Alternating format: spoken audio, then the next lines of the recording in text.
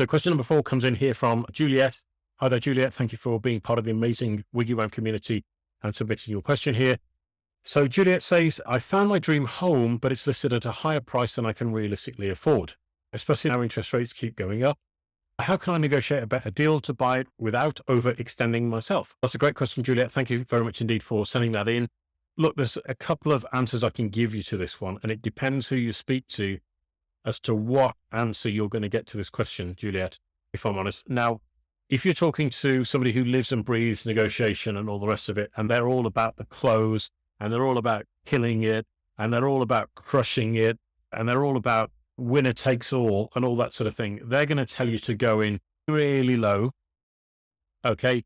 And they're going to tell you to negotiate in tiny increments all the way up. So if the property's on the market at, I don't know, 150,000, you go in at 100, or you go in at 90, okay?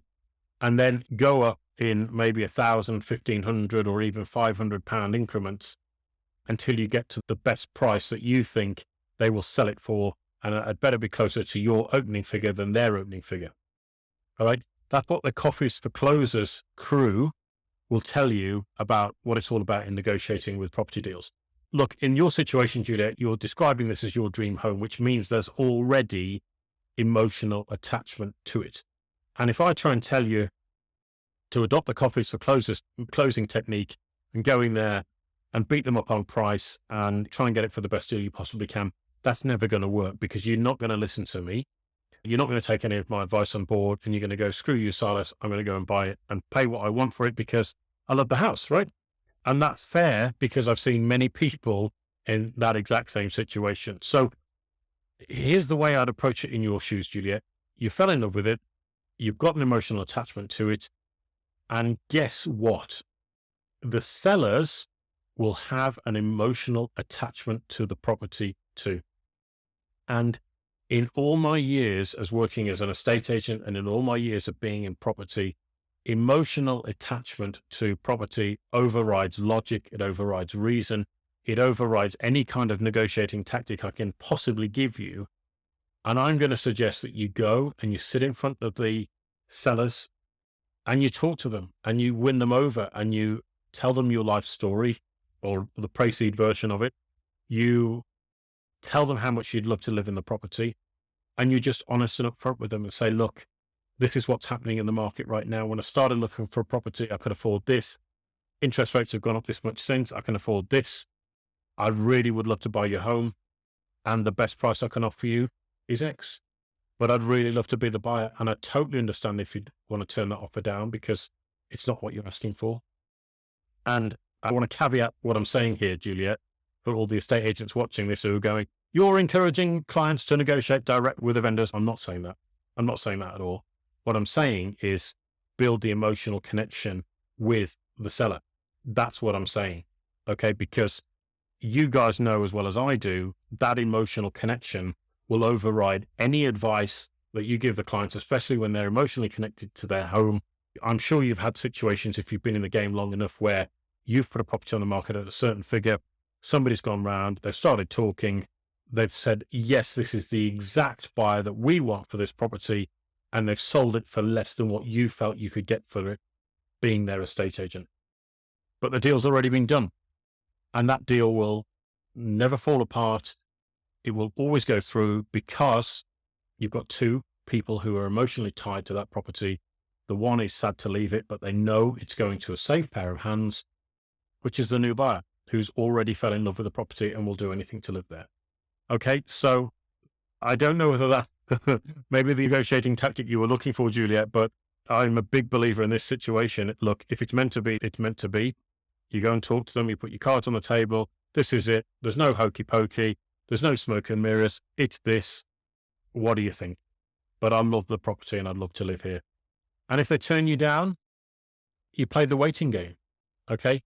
Because it may well be that if the price is unrealistic or the market's moving away, then actually they might come back to you in 3 months' time or 2 months' time or a week's time and go, actually, we found a property that we like. We'd love to move to it.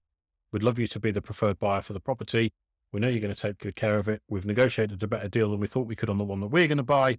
Therefore, you're the perfect buyer for it. Okay.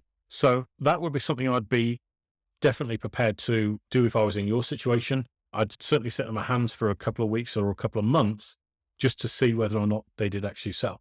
And here's a final point to reflect on, Juliette. And it's not something that is spoken about widely for many reasons, but there may be possibilities that you could explore with the sellers around the subject of seller's finance or a gifted deposit or something of that nature with the sellers if they like you enough and they want to do a deal, but they still want to get the price that they need for the transaction. And that's a little bit more complicated. I think I do touch on it in the financing section in Home Buyer Secrets.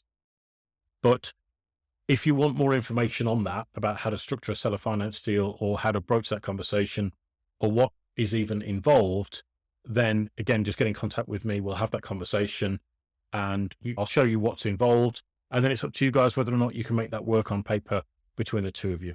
All right. So hope that helps, Juliette. I'm really excited for you. It sounds like it could be a really good opportunity and I wish you all the very best of luck. And if there's anything else that we can do here at WigiWam to support you, then please do let me know. So ladies and gentlemen, that's the end of today's webinar. I hope you've enjoyed it as much as I have. As I say, I think the film's definitely had an impact in terms of some of the answers I've given to these questions today, but I hope you'll appreciate I've given all of my answers with the best possible intent as I can, and to try and make this as entertaining as I can, but also as self-explanatory as I can to really help you see the opportunity that is unfolding in the marketplace right now.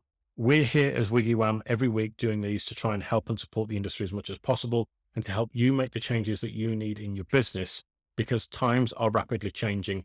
And if you're not moving with them, I cannot stress enough, it's going to get very tough and very difficult and far harder to weather the storm than it ever has been. So please heed my guidance. Please heed my advice. Reach out if you want some support. If you want to talk to me, if you want a copy of any of our books, come and talk to me. You can get in touch with us. You can send us your property questions, anything like that. Send us an email, happytohelp@wigiwam.co.uk. That's happytohelp@wigiwam.co.uk. You can go to our Twitter.